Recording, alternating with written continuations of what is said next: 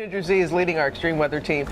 She's got coverage of this storm up and down the coast, including Philadelphia. So let's get outside to snowy Times Square. Ginger. That's it. We've got plenty. Starting here, some of the heaviest snow falling now in the next couple of hours, and then it's going to transition to sleet and eventually rain. So a real classic nor'easter. Let me show you what happened earlier in Washington, D.C. This is video from just a couple of hours ago, and it was heavy, blinding snow. You should see the Capitol in the background there, and you can hardly. They've had almost a foot already in Washington, D.C., and those heavy snow totals are now moving north. Here's what you can expect accumulation-wise on top of what you already have. Look at this graphic with me here. So again, west of D.C., some more heavy stuff, and especially west of the I-95 corridor. As we've been saying, that coastal part is what I'm concerned about mixing in. You're looking at the radar right now. It is not only snowing heavily along that line, but look at this. We're going to move south to Atlanta, where it is still snowing. That's right, the back end of it, and exactly where we have our Steve Osunsami on the travel nightmares from there through the Carolinas. Steve?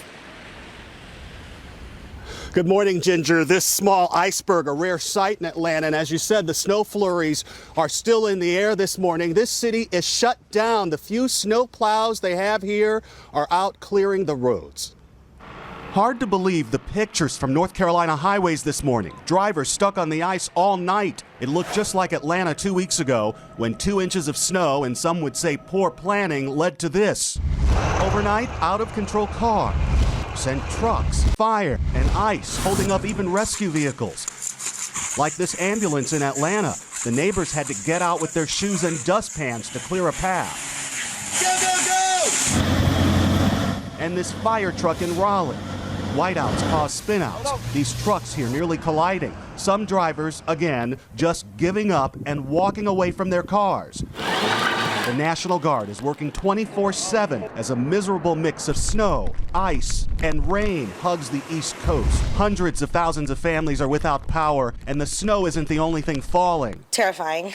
Hearing the tree crack and watching it fall from my window and landing on my daughter's room was very traumatic. Roofs are giving way too. I was standing out here playing with my kids, and next thing I know, I seen the roof caved in. Live wires are breaking in two from the sheer weight of the ice. My house was shaking. This storm is very unpredictable. It's one of the toughest storms we're going to see in our history, most likely. This storm has stranded passengers on I-40 in Tennessee, shut down the federal government, and it's about to put a big thorn in the middle of Valentine's Day deliveries this week. Robin? It will do that. All right, Steve, thank you. As we mentioned, a real mess also in North Carolina. Highways there turning into parking lots, and Angelica Alvarez of our station WTVD is on the road in Raleigh, North Carolina. Good morning, Angelica. How's it going there? Good morning, Robin. Well, yeah, North Carolina is not really listening to the timing of the start of this storm. Take a look at what we're seeing. A lot of drivers found themselves caught in this storm. We're here driving along Glenwood Avenue here in Raleigh, and this is being dubbed a parking lot here. Several cars stranded on the side of the road, drivers choosing to abandon their car to seek shelter from the many shelters that opened overnight. We are seeing several reports of accident, a handful of fatalities being reported, and thousands of power outages here across the state in North Carolina.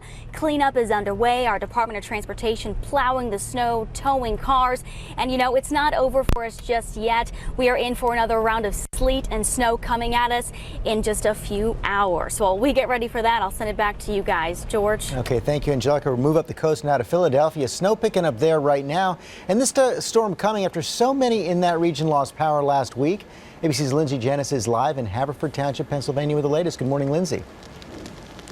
Good morning, George. We are in Haverford, which is a suburb just to the northwest of Philadelphia, and people here just had their power restored yesterday, 9 days after a massive ice storm hit this area last week. So far, no power outages reported this morning, but you can see the snow coming down thick and fast. The power company says it's ready. It's got 5,000 workers from around the country here standing by. Those workers were called in last week when 850,000 people were left without power. Those outages, the worst since Superstorm Sandy.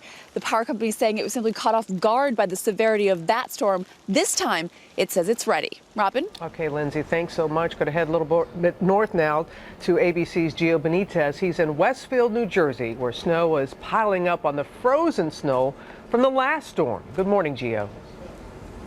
Good morning to you, Robin. Take a look. This is all that fluffy snow that's falling right now. About 10 inches expected in this area here. And, you know, you just said it. Take a look. This is the worst part of the storm right here. You have this ice that built up here during the last storm, this heavy ice. The snow is falling right on top of it, creating more problems here.